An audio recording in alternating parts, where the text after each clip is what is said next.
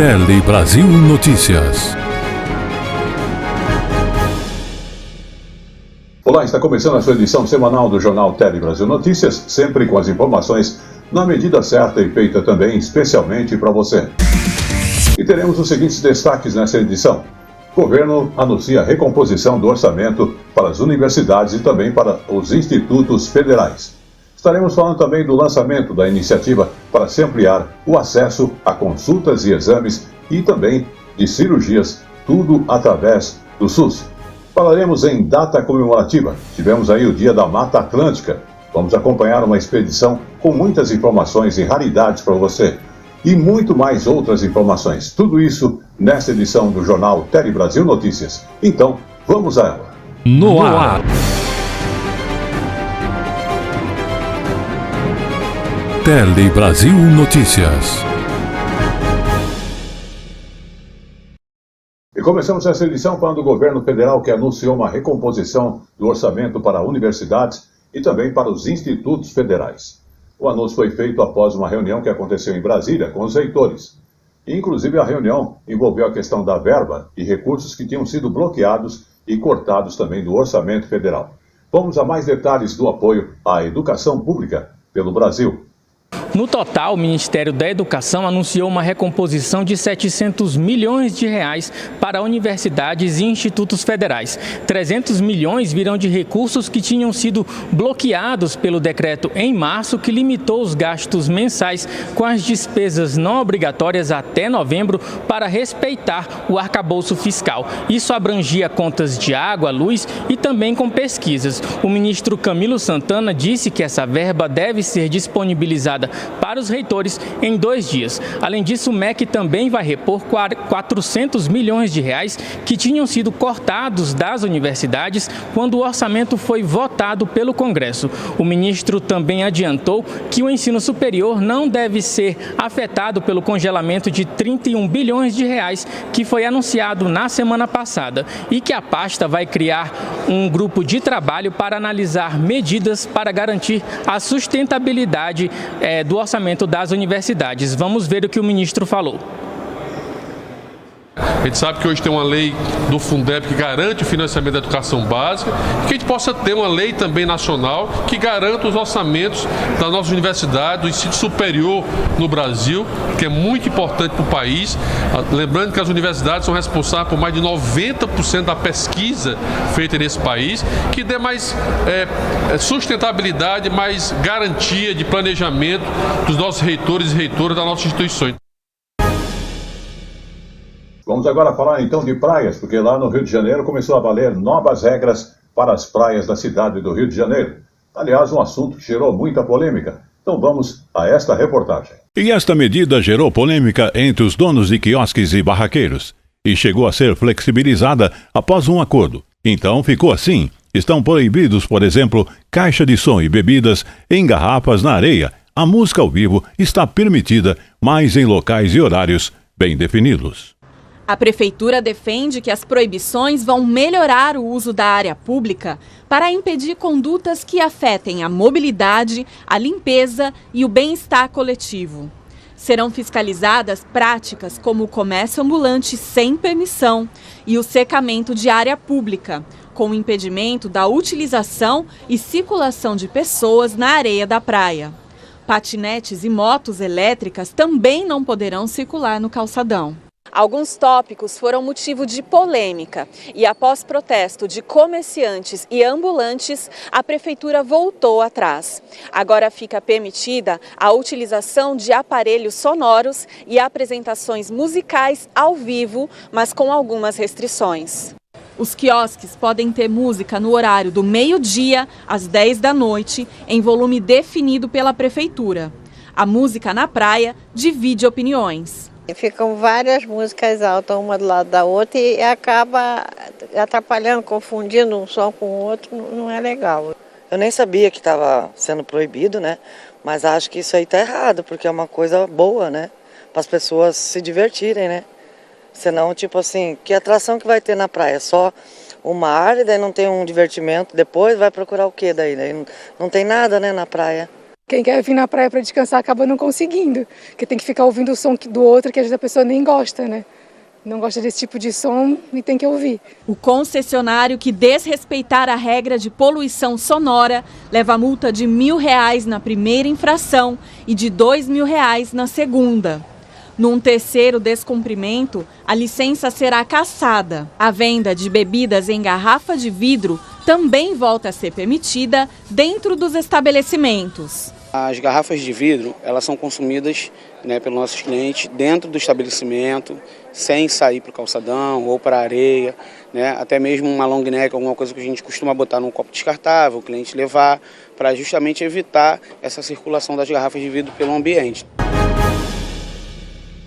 Vamos agora falar de economia. O presidente do BNDES, Aloysio Mercadante, defendeu no Rio de Janeiro que o governo aumente impostos para as plataformas de apostas, as chamadas bets, como forma justamente de favorecer a arrecadação, e a proposta, segundo o Mercadante, seria uma forma de reduzir.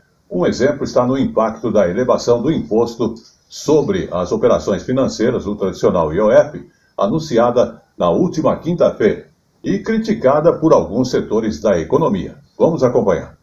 Em evento em comemoração ao Dia da Indústria, na sede do BNDES, o presidente da instituição, Aloysio Mercadante, anunciou a ampliação de recursos para o programa Nova Indústria Brasil e reagiu às críticas ao governo pelo aumento do IOF. Segundo Mercadante, é preciso pensar em alternativas para elevar a arrecadação. Em relação ao IOF, nós podemos apresentar outras formas de tributação, eventualmente de corte de despesas viáveis, para poder reduzir essas alíquotas. Eu citei uma. Os BETs é um instrumento novo de aposta, tem muitas pessoas envolvidas, inclusive tem penalizado muitas famílias que entraram sem a prudência necessária. É uma atividade que poderia ter uma tributação mais elevada. E o papel da política fiscal também é isso. Por que você tributa cigarro? Porque faz mal para a saúde. Presente no evento, o ministro da Fazenda, Fernando Haddad, destacou que a reforma tributária, já aprovada pelo Congresso, terá efeitos extraordinários sobre o ambiente de negócios do país. Haddad afirmou que hoje o Brasil tem uma caixa preta de 800 bilhões de reais em renúncias fiscais. Ao invés de oferecer uma alíquota média de tributos menor para todo mundo, a gente resolve escolher lá no orçamento os campeões nacionais que levam o grosso do orçamento, enquanto aquele que paga imposto fica prejudicado por aquele que fez do lobby a sua profissão de fé. Vamos falar da saúde e a ampliação de atendimentos e serviços, que foi lançada uma iniciativa justamente para ampliar o acesso da população a consultas e exames e cirurgias através do SUS. A ideia do governo federal é justamente usar toda a estrutura de saúde aqui do país, essa estrutura que é pública, que já é usada privada. Também é uma expectativa justamente da redução do tempo de espera dos pacientes em locais de atendimento do SUS. Vamos observar mais detalhes na reportagem. O programa propõe uma troca. Hospitais privados, filantrópicos e clínicas poderão se credenciar para atender pelo Sistema Único de Saúde. Bom para reduzir as filas por atendimento especializado na rede pública. Em troca, as empresas de saúde que prestarem o serviço poderão quitar dívidas com a União. O Agora Tem Especialistas prevê a ampliação de consultas, exames e cirurgias, diminuindo assim a espera dos pacientes. É um conjunto de iniciativas que procura, sobretudo, gerar no nosso país uma mobilização máxima de toda a estrutura de saúde que o nosso país tem, seja pública, seja privada, para ter um grande objetivo único: reduzir o tempo de espera para atendimento especializado no nosso país. Uma das prioridades é aproveitar ao máximo a capacidade da rede pública, com a realização de mutirões e ampliação nos turnos de atendimento. O Ministério da Saúde vai garantir também a assistência especializada em regiões desassistidas, com a disponibilização de carretas para consultas e exames. O que nos movimenta é não continuar esperando uma senhora que muitas vezes fica 6 meses, 1 ano, por conta de uma cirurgia de catarata e não consegue mais enxergar seu neto, não consegue mais ler a Bíblia, não consegue ter mais a sua autonomia para o dia a dia. O que nos alimenta é trabalhar fortemente em parceria com os estados e municípios para cumprirmos aquilo que é lei, que em 30 dias a pessoa tem que ter seu diagnóstico do câncer e 60 dias tem que ter o seu tratamento. A medida provisória que criou o programa agora tem especialistas, tem validade imediata, mas precisa passar por análise do Congresso Nacional. Vamos agora falar de economia do Banco Central, que liberou a partir de agora o pedido automático de resgate de valores, justamente os valores que seriam recuperados ou a serem recuperados, como dinheiro esquecido por uma pessoa ou mesmo empresa, e instituições financeiras como bancos e consórcios. A novidade agora é justamente na forma de solicitar o resgate. Antes era necessário fazer um procedimento manual para cada pedido. Agora, quem quiser pode automatizar essas solicitações. Você quer saber mais detalhes? Acompanhe de perto o site da Agência Brasil. É só entrar agência.ebc.com.br. Não esqueça os valores a serem recuperados, que são dinheiro esquecido por cidadãos ou empresas e instituições financeiras, como bancos e consórcios. A novidade é bem simples, na forma de solicitar o resgate. Recuperados são dinheiro esquecido por cidadãos ou empresas e instituições financeiras como bancos e consórcios. A novidade é apenas na forma de solicitar o resgate. Antes era necessário fazer um procedimento manual para cada pedido. Agora, quem quiser pode automatizar essas solicitações. Detalhes para você se inteirar aí estão no site da Agência Brasil. Só entra lá, agenciabrasil.ebc.com.br. E vamos aos nossos colaboradores e já já estaremos de volta. O melhor da informação, da notícia, está aqui.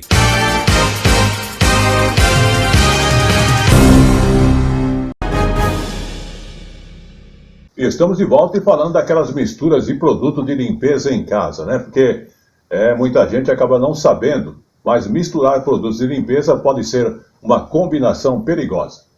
E justamente para evitar esses acidentes e até mesmo o risco de morte, a Anvisa e o Conselho Federal de Química alertam para o uso desses produtos. Vamos a essa reportagem.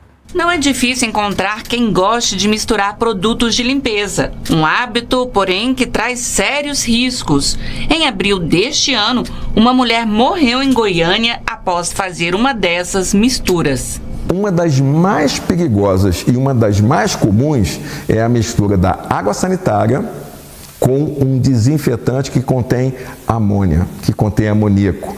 Essa mistura, essa combinação gera um gás cloramina extremamente tóxico. Se eu tiver essa inalação, mesmo com poucas quantidades, eu tenho irritação de todas as mucosas, tá? Os olhos, nariz, boca, todo o projeto, todo o ambiente pulmonar. O perigo começa na desinformação. Segundo o Conselho Federal de Química, as redes sociais são um dos canais onde mais se divulga que misturas de produtos potencializam a limpeza e garantem economia no bolso. Mas os químicos alertam que esses conteúdos não têm comprovação científica, muitas vezes não funcionam e, principalmente, não têm cuidado com os riscos tóxicos e explosivos da mistura desses materiais. Com o apoio da Anvisa, o Conselho vem combatendo essas informações falsas nas redes e lançou um jogo de tabuleiro chamado Mistura Explosiva para ensinar crianças e adolescentes sobre os riscos da combinação de produtos por conta própria. Eles não são perigosos. Perigoso, às vezes, é o procedimento que eu adoto. A informação está no rótulo, eu consigo entender como trabalhar com esse produto. E ali está dizendo, não misture. Ali está dizendo, use um ambiente arejado. Ali está dizendo, tome cuidado com esse produto e leia atentamente. Muito bem, vamos falar então da Anvisa, que é a Agência Nacional de Vigilância Sanitária, que proibiu justamente a fabricação, venda e propaganda de 3 marcas de pó de café. E essas marcas são as seguintes. Vamos observar nesta reportagem com mais informações para você. E vamos agora então falar dos cafés que estão proibidos pela Anvisa: Melissa, Pingo Preto e Oficial. A decisão foi tomada após o Ministério da Agricultura detectar o uso de matéria imprópria para o consumo humano. Nos produtos, ficou constatado a presença de toxinas, além de impurezas e denominações erradas nas marcas que descrevem no rótulo que o produto contém polpa de café e café torrado e moído, mas de acordo com a Anvisa, o pacote tinha na verdade cascas e resíduos de café. Todos os rótulos, então nesse caso, devem ser recolhidos imediatamente. E a nossa equipe entrou em contato com as empresas citadas, mas não obteve nenhum retorno. Vamos agora falar de saúde, e a vacina Herpes Zoster é cara, mas é importante para quem tem mais de 50 anos, porque justamente a doença pode trazer complicações. Então o Ministério da Saúde estuda disponibilizar um imunizante de graça no Sistema Único de Saúde, o SUS, para que todos possam ter acesso a esta vacina. Vamos acompanhar mais detalhes e conhecer por que dessa vacina. Para Alex, o herpes zoster surgiu em janeiro deste ano. O supervisor comercial tem 51 anos e a doença atinge principalmente pessoas a partir dos 50 e também quem tem um sistema imunológico enfraquecido.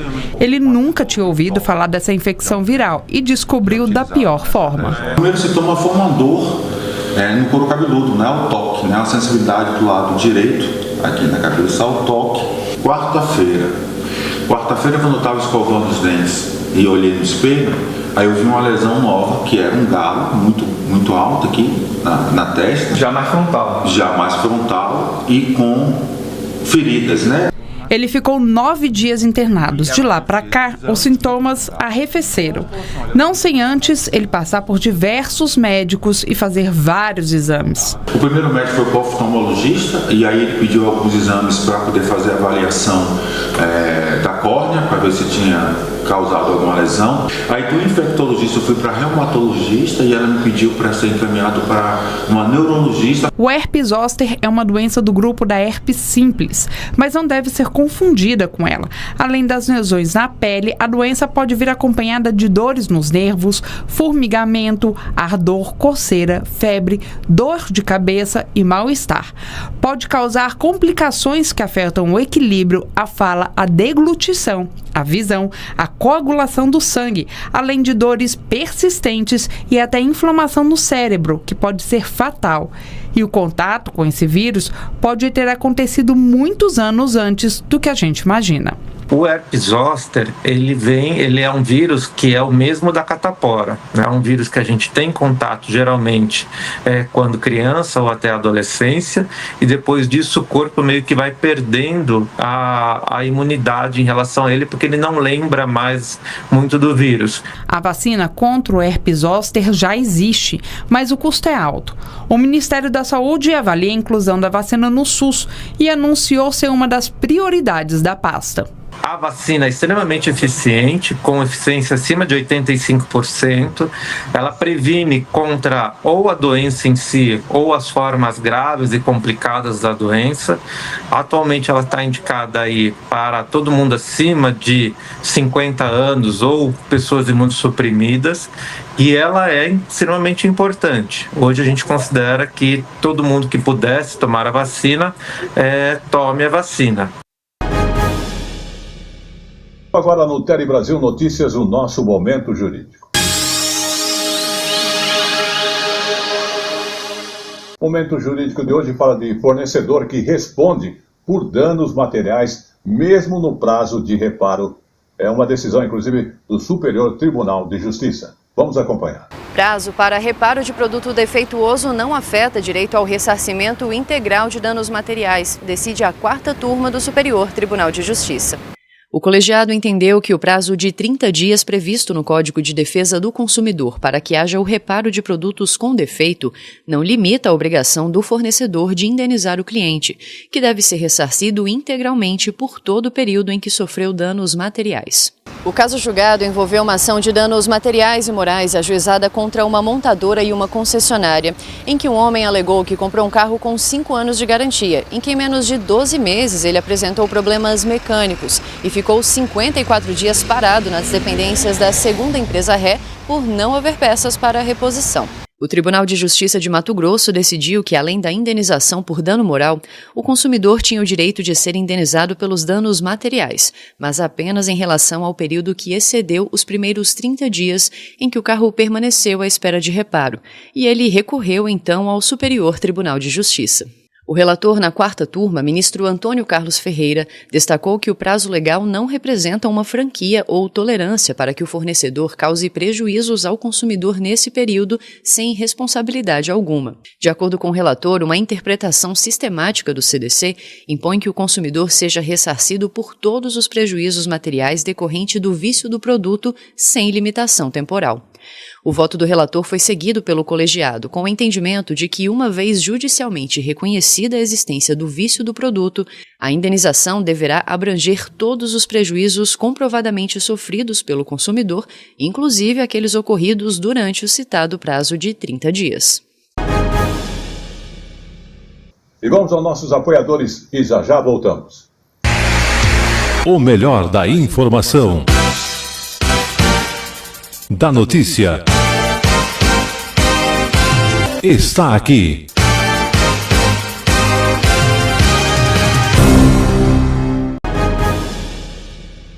E estamos de volta e agora falando de um assunto que envolve pais e educadores, né? Você sabe como falar sobre violência sexual contra crianças e adolescentes?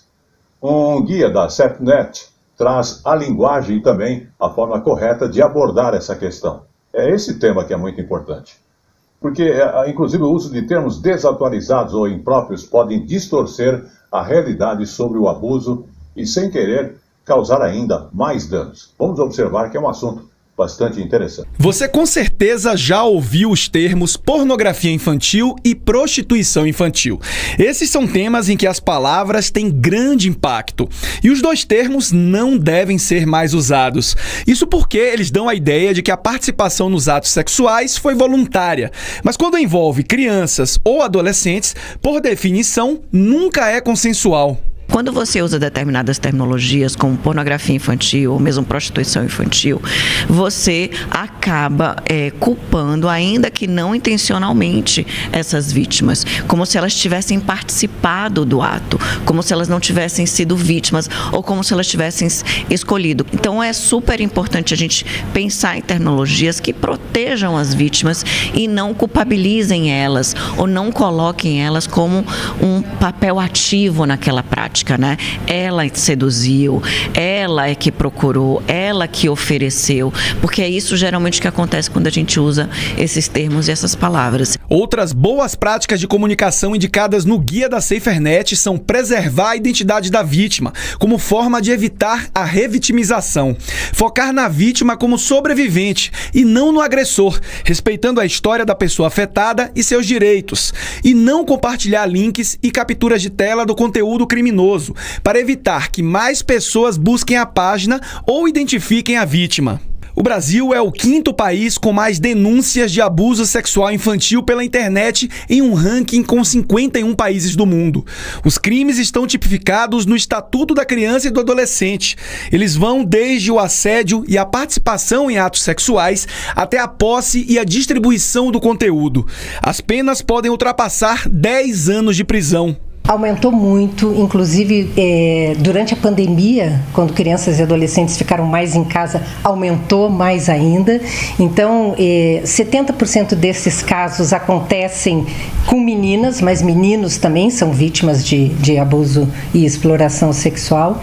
E 68% desses casos acontecem no ambiente familiar, com pessoas que são próximas a essa criança ou a esse adolescente. A Agência Nacional de Direitos da Infância também lançou uma cartilha de orientação sobre o tema em 2013, mas novos crimes surgiram nesse período, como o estupro virtual. Se você não tem nome para determinadas violências, é como se elas não existissem. Então, poder dar nome, poder mudar o nome, poder repensar esses nomes, muda o problema, porque as pessoas vão olhar, nomear, vão saber identificar. A SaferNet mantém um canal para denúncia e de compartilhamento de abusos sexuais na internet que pode ser feito em total anonimato. É o denuncie.org.br, denuncie.org.br. Para quem for vítima de um caso desse, também é possível buscar assistência no canal de ajuda.org.br ou pelo Disque 100. Vamos agora falar de pesquisa genética. A pesquisa genética que, inclusive, revelou aí a forma genética dos brasileiros, terá um desdobramento nos tratamentos de saúde. Que um estudo chamado DNA do Brasil, que no Rio Grande do Sul, inclusive, teve a colaboração do Hospital de Clínicas e também do Hospital Público de Porto Alegre, que está mapeando o tratamento de doenças que tenham relação com alterações do DNA. Vamos ver nesta reportagem da TVE do Rio Grande do Sul mais detalhes sobre esse assunto. E vamos agora então falar da genética dos brasileiros, um estudo chamado DNA do Brasil, que no Rio Grande do Sul teve a colaboração do Hospital de Clínicas do Hospital Público de Porto Alegre, que está mapeando o tratamento de doenças que tenham relação com as alterações do DNA. A gente vai ver na reportagem da TVE do Rio Grande do Sul. O projeto DNA do Brasil, que mapeou a genética da população brasileira, surgiu a partir da falta de conhecimento sobre o nosso genoma.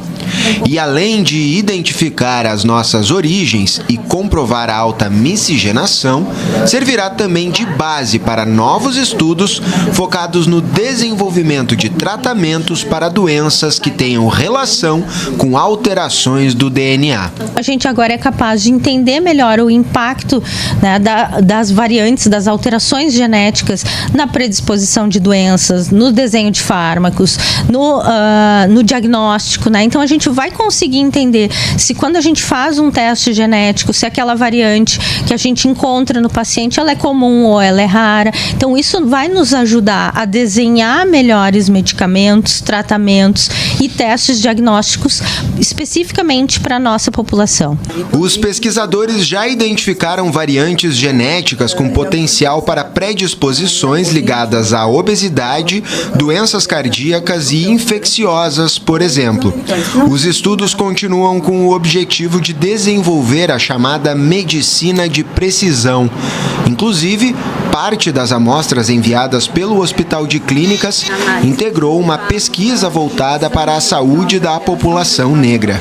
Esse mapeamento genético foi realizado com pessoas ou europeias brancas ou americanas, né, brancos. Então, a população negra e a nativa americana nunca foi contemplada, né, na realização de um mapeamento genético de patologias. Então, o meu estudo é uma corte com pessoas negras, né, onde nós realizamos um mapeamento genético para doença renal crônica. Por que isso? Porque os negros têm uma prevalência maior da doença renal crônica. Eles têm mais doença renal crônica do que as pessoas brancas. Neste estudo foi identificada uma alteração no cromossomo 22 do DNA e essa mesma alteração já havia sido encontrada por pesquisadores nos Estados Unidos. O Clínicas também está desenvolvendo uma pesquisa para avaliar a resposta ao vírus da Covid. Marise foi uma das voluntárias de todas elas.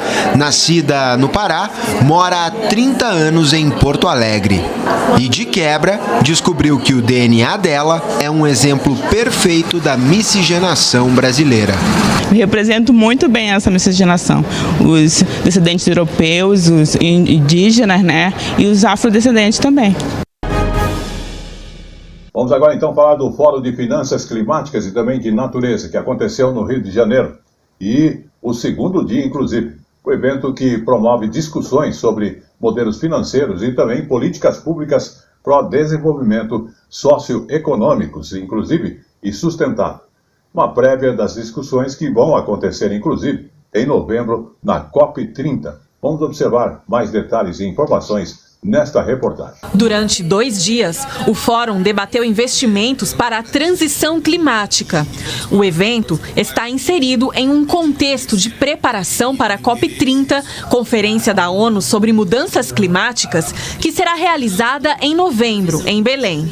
A meta é arrecadar 1 trilhão e 300 bilhões de dólares até 2035 para que os países em desenvolvimento possam combater as mudanças climáticas. O texto estabelece que diversas fontes serão necessárias, fontes públicas, privadas, multilaterais, nacionais, bilaterais, etc.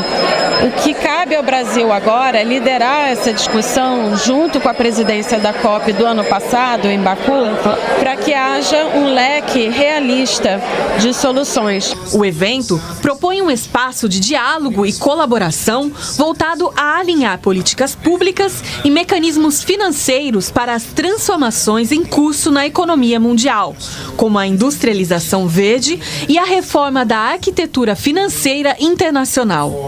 O objetivo é consolidar o protagonismo do Brasil na transição para uma economia de baixo carbono, socialmente justa e positiva para a natureza.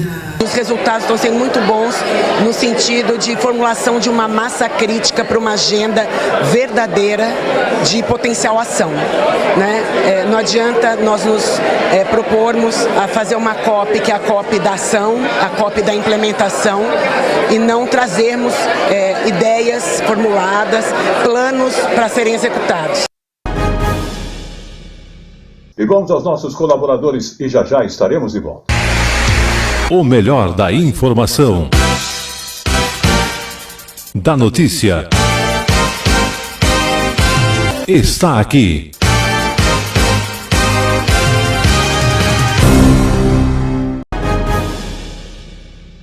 Vamos falar agora da questão do clima no mundo, porque a Organização Meteorológica Mundial fez um alerta.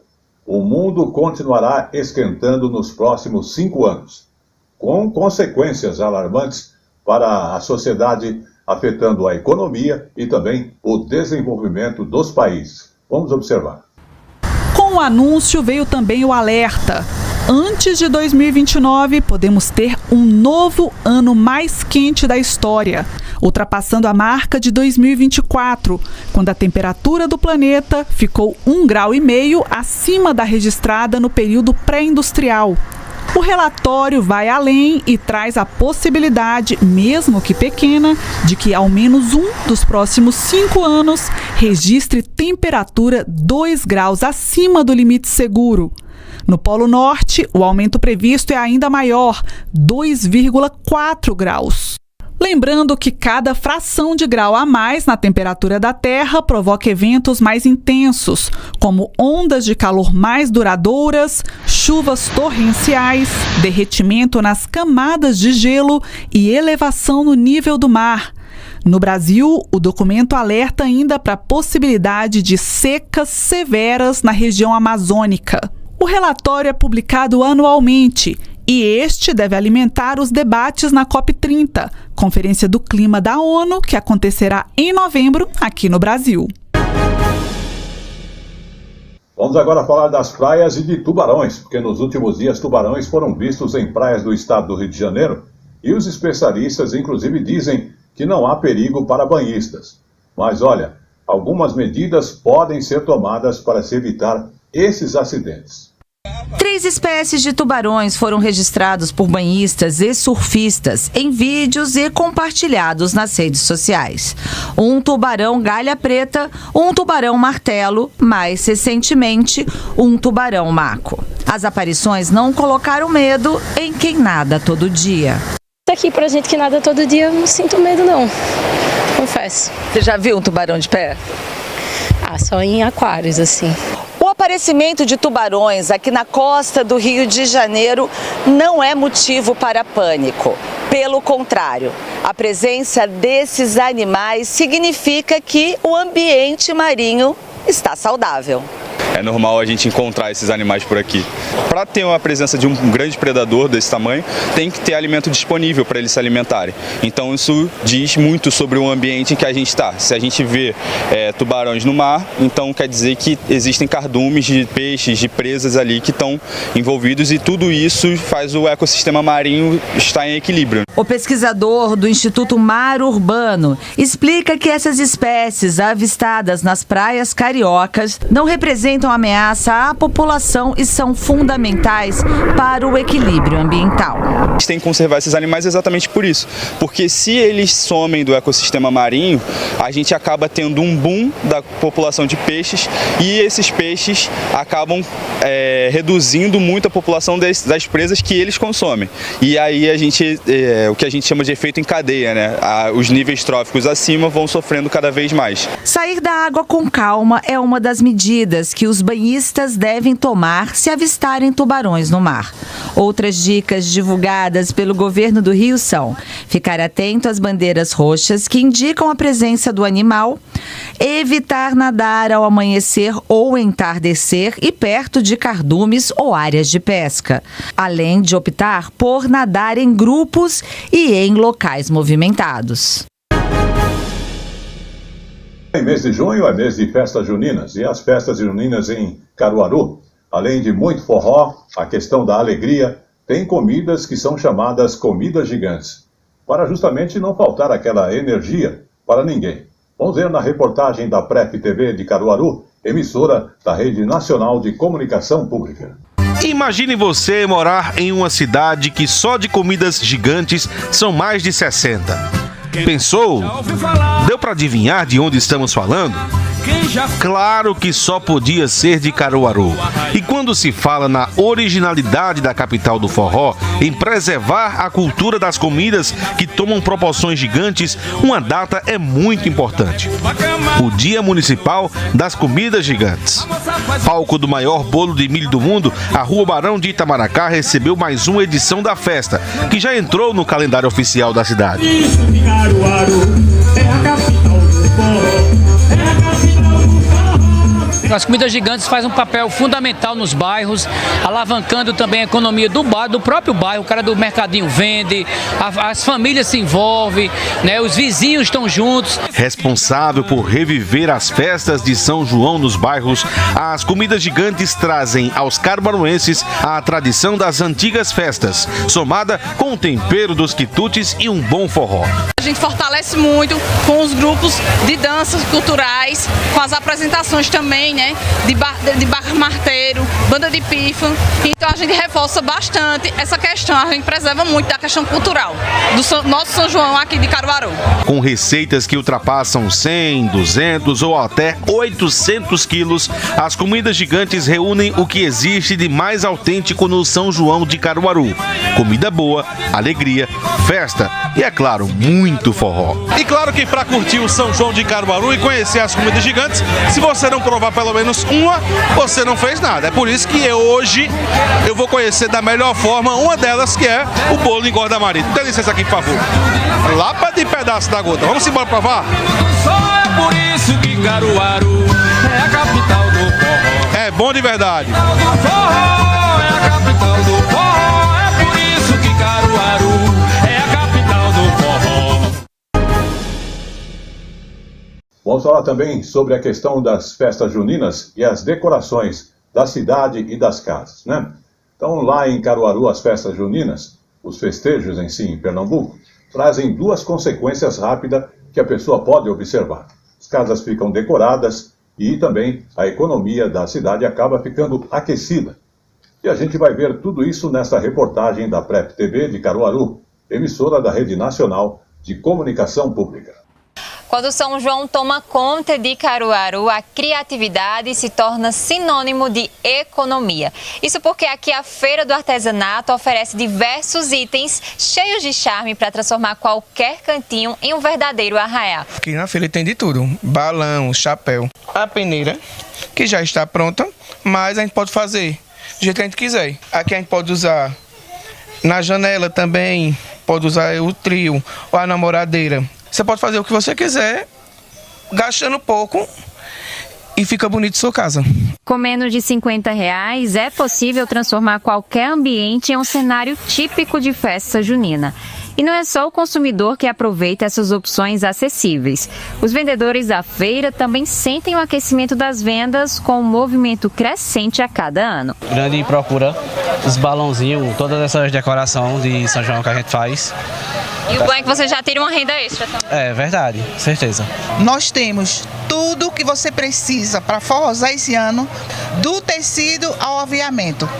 Os tecidos para decoração, também para o vestuário e os aviamentos para acessórios, como por exemplo as tiarinhas infantis, para as roupas de quadrilha, entendeu? Tudo para você festejar. Que legal. E quais são os tecidos mais procurados nessa época? O nosso carro-chefe é o xadrez, em diversas estampas e cores, e também chitas. E o reflexo do São João na economia de Caruaru já supera inclusive o movimento do Natal. O Sindiloja realiza pesquisas para orientar os lojistas a entender melhor o volume de vendas durante o período que movimenta milhões na cidade. 688 milhões de reais foram movimentados no período. Tivemos 100% de ocupação nos hotéis. 90% dos voos que vieram para a cidade estavam ocupados. Então a gente tem uma festa realmente que movimenta bastante a economia da cidade. Em Caruaru, a festa vai além da cultura. Ela aquece o coração e a economia. Uma festa que começa nos bastidores, entre linhas, tecidos e enfeites e que transforma a cidade em um grande arraial de oportunidades. E vamos aos nossos colaboradores e já estaremos de volta. O melhor da informação, da notícia, está aqui.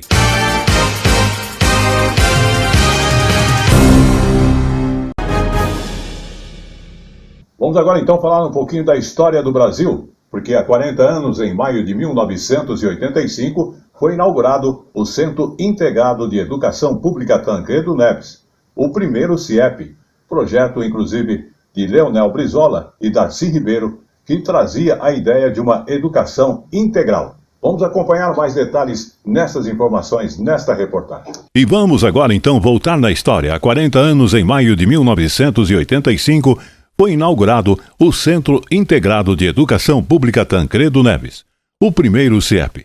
Projeto de Leonel Brizola e Darcy Ribeiro trazia a ideia de uma educação integral, que além do ensino formal, uma ideia maravilhosa. Implementado no Rio de Janeiro, o projeto até hoje é inovador e marcou a história da educação no país.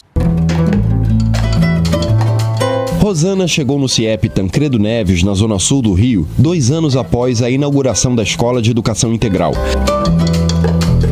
Aqui ela testemunhou o início de um novo modelo de ensino. O projeto dessa escola, do CIEP, ele foi pensado em favorecer a comunidade, né?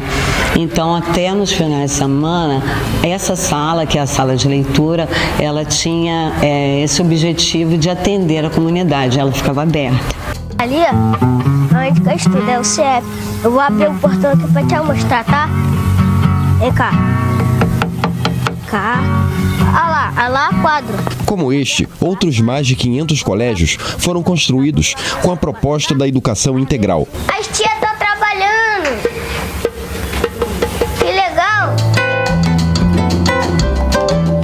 O projeto, idealizado pelo antropólogo Darcy Ribeiro e implementado na década de 80 pelo então governador Leonel Brizola, se baseou na ideia de que a educação pública deveria contemplar o desenvolvimento dos estudantes em todas as dimensões: intelectual, física, emocional, social e cultural. Quem aprende a ler, escrever, contar, vai adiante na vida, pode aprender muitas coisas. Quem não aprende bem ler, escrever, contar, fica varrendo a porta da fábrica, fica marginalizado. Um país em que a maior parte está nessa condição é um país condenado ao atraso. O CIEP é para tirar o Brasil desse atraso. O CIEP envolvia a participação de toda a comunidade escolar. Darcy Ribeiro definiu uma escola-casa. Lia Ainda participou das primeiras discussões ao lado do mestre. Quando nem se falava em interdisciplinaridade, o CIEP já trabalhava com interdisciplinaridade, transdisciplinaridade e trabalhava com toda essa questão antirracismo, anti-homofóbica, antimachismo. A rotina escolar começava às 8 da manhã e ia até às 5 da tarde. Além do conteúdo do currículo regular, os alunos tinham acesso a atividades culturais, esportivas e estudos dirigidos. A saúde também era uma política escolar, com atendimento médico e odontológico em cada unidade. A arquitetura dos CIEPs é de autoria de Oscar Niemeyer. Ele utilizou peças pré-moldadas de concreto, o que barateava a construção. No projeto, o edifício principal tinha 3 pavimentos, com salas de aula, centro médico, cozinha, refeitório, banheiros e áreas de recreação. As unidades tinham ainda ginásio esportivo, biblioteca, dormitórios e, em alguns casos, até piscina. Com o passar dos anos e as mudanças políticas, a proposta dos CIEPs foi revista e, em alguns casos, abandonada. Os prédios que hoje funcionam como escolas regulares são os guardiões dessa memória, assim como todos que passaram pelo projeto. A educação integral é um legado ainda discutido nas políticas atuais. Principalmente comunidades mais simples, de classes populares, classes trabalhadoras, vai haver uma grande procura. Depois, paralelamente, o que vai começar a ocorrer? Uma campanha furiosa contra os CIEPs, que dizia que ali era lugar de bandidos, de maconheiro, quando a ideia era o contrário. Era uma escola pública, da res pública, da coisa pública, do Brasil republicano, que é uma escola pública para todos. Bem, vamos falar de audiovisuais aqui no Brasil, que é um dos destaques do RIUTUSI, exatamente evento que reuniu profissionais de diferentes áreas da indústria criativa lá no Rio de Janeiro. Então vamos observar aí a arte do audiovisual e também a parte de filmagem cinematográfica e outros detalhes. Um lugar onde o encontro acontece e pontes são construídas. Até domingo, a Cidade Maravilhosa se torna também a capital da economia criativa e recebe a 7ª edição do RIUTUSI. O evento reúne anualmente mais de 50 mil pessoas, com participação de 1.600 palestrantes e 2.000 empresas. E entre os painéis, o Brasil no foco da construção de políticas para atrair cada vez mais olhares para o audiovisual brasileiro. No ano em que o cinema brasileiro está nos holofotes do mundo, o RIUTUSI demonstra que o país tem tecnologia, criatividade e paisagens cinematográficas. Temos locações maravilhosas, temos talentos técnicos e criativos maravilhosos, temos equipamentos, temos alta tecnologia. Essa tecnologia aqui que foi usada no Alto da Compadecida 2 é a mesma tecnologia que é usada em Hollywood. Débora Ivanov, sócia de uma das maiores produtoras do Brasil e responsável por mais de 60 longas-metragens, acredita que agora é a hora de colher os frutos do bom momento do audiovisual brasileiro. É um momento muito especial. O Oscar e agora Cannes, os olhos do mundo estão voltados para nós. Com grande experiência no mercado audiovisual mundial, Mônica Monteiro defende a formação de uma federação para ajudar na industrialização do cinema nacional. Você chegar num país sozinho é uma coisa, você chegar no coletivo é outra coisa. Então você chega com muito mais produtos, de uma maneira muito mais forte. E é isso que a gente está tentando fazer. Para o cineasta e produtor João Amorim, estar no RIUTUSI aproxima o Brasil do mundo. As pessoas estão cada vez mais curiosas sobre o audiovisual brasileiro. A gente tem que aproveitar esse momento para capitalizar essas coproduções internacionais e fazer com que cresça ainda mais. Bom, você gosta de viajar de trem?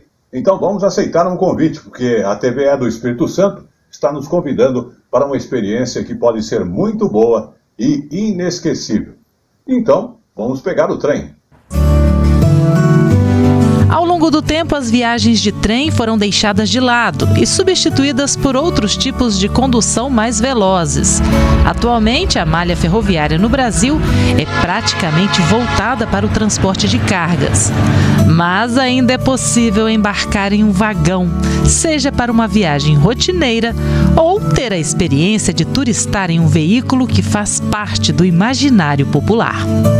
A estrada de ferro Vitória a Minas funciona desde 1907 e transporta cerca de 700 mil pessoas por ano.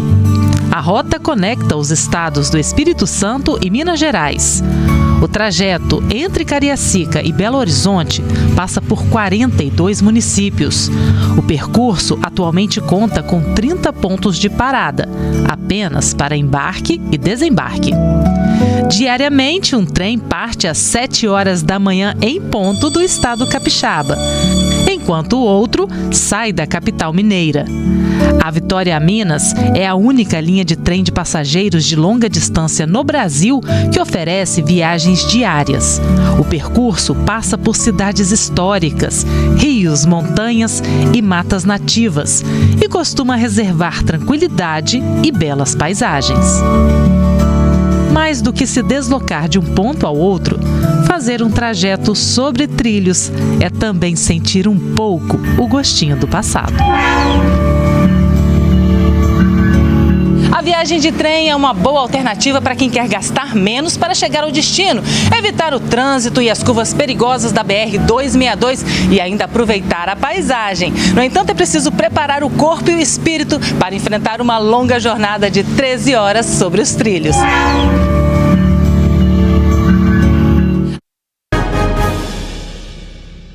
E como eu falo sempre, tudo que é bom dura pouco, e o Telebrasil Notícias da semana está chegando ao seu final, agradecendo a sua audiência. Mas antes de encerrarmos, vamos falar aí que nós tivemos aí a data do Dia da Mata Atlântica e vamos mostrar então essa expedição que foi encontrar uma raridade. A equipe então da TVE do Espírito Santo, emissora da Rede Nacional de Comunicação, refez o caminho de pesquisadores que encontraram um tesouro de biodiversidade, a árvore do imperador, uma espécie já que foi símbolo do Brasil e que agora reaparece no Espírito Santo e muito mais. Então vamos acompanhar. Vamos falar agora do Dia da Mata Atlântica e mostrar e também conferir de perto essa expedição para mostrar uma raridade. A equipe da TVE do Espírito Santo, inclusive, refez o caminho dos pesquisadores que encontraram um tesouro da biodiversidade, a árvore do imperador, uma espécie que já foi símbolo do Brasil e que agora reaparece no Espírito Santo. Para contar essa história, saímos de Vitória pela BR-101.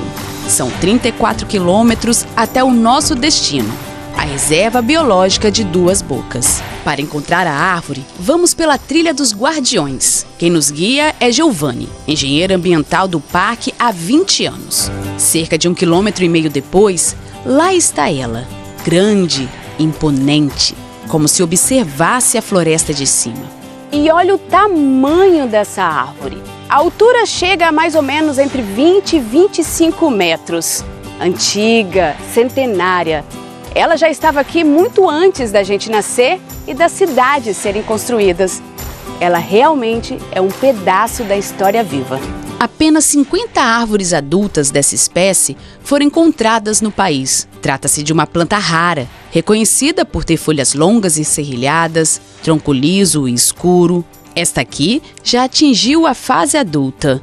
Mas como sabemos? Pelas próprias cascas que começam a se soltar e por análises feitas nos frutos e flores. E sabe por que o nome Árvore do Imperador?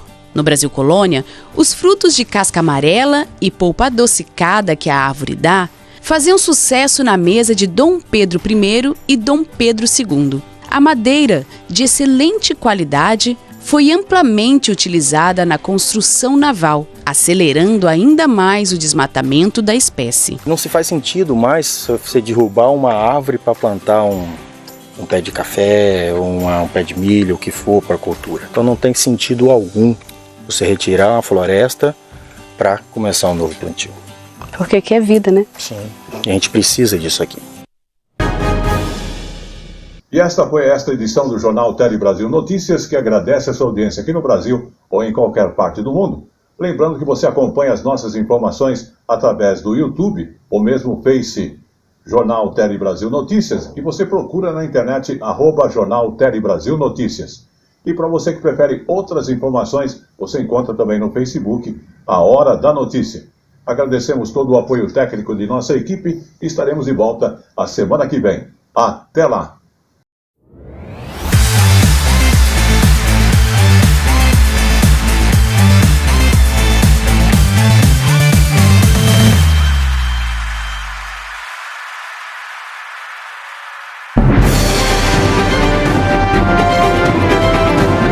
Tele Brasil Notícias.